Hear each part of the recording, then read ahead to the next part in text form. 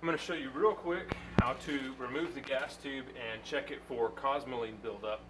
On surplus SKSs, it's a really common issue that you'll get some feeding issues or malfunctions like short stroking if you have a lot of grease buildup in here. So first thing we're going to do is take this lever over here and rotate it up and then pull towards you. Sometimes you need to put pressure forward on the dust cover. Then you can remove the dust cover here, remove the spring. It may be covered in Cosmoline that also needs to be cleaned off, depending on if you've broken your rifle down before.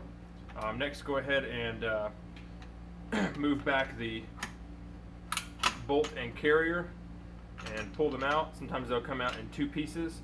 Now you can see inside this bolt and carrier, it is covered in Cosmoline, and that's bad.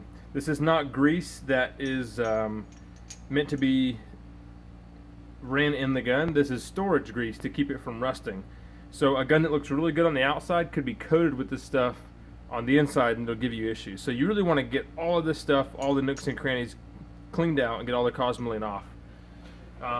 Next thing we're going to do is rotate this little lever upwards like this. Sometimes you can do it by hand. Sometimes you'll need the help of a little screwdriver. I'm just going to use a pin here if I can so I don't make any marks. We'll move this up all the way to the top, and what it does is it'll move this little half circle shape, and you want it straight up just like that. Then you should be able to pull this gas tube and piston housing up like that, and this is what you want to take a look at.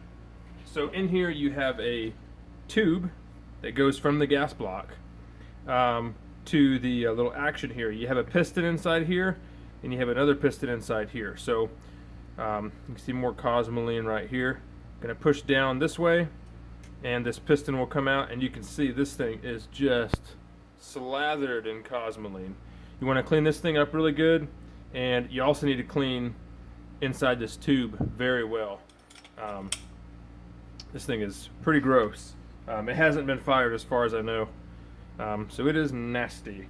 Now the next thing you want to do is rotate this lever back down or up. I can't exactly remember, but we want to release this little piston down inside here.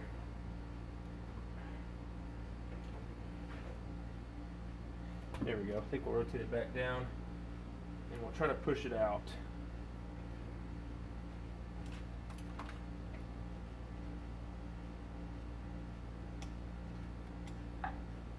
There we go. So I just had to pull it up out of this detent, and this little guy will shoot out here. You also want to take this little secondary piston and clean it really well. You can see it is covered and nasty and full of Cosmoline, and then we have our compound spring there. So once you get that all cleaned off, go ahead and give it a very light coat of oil.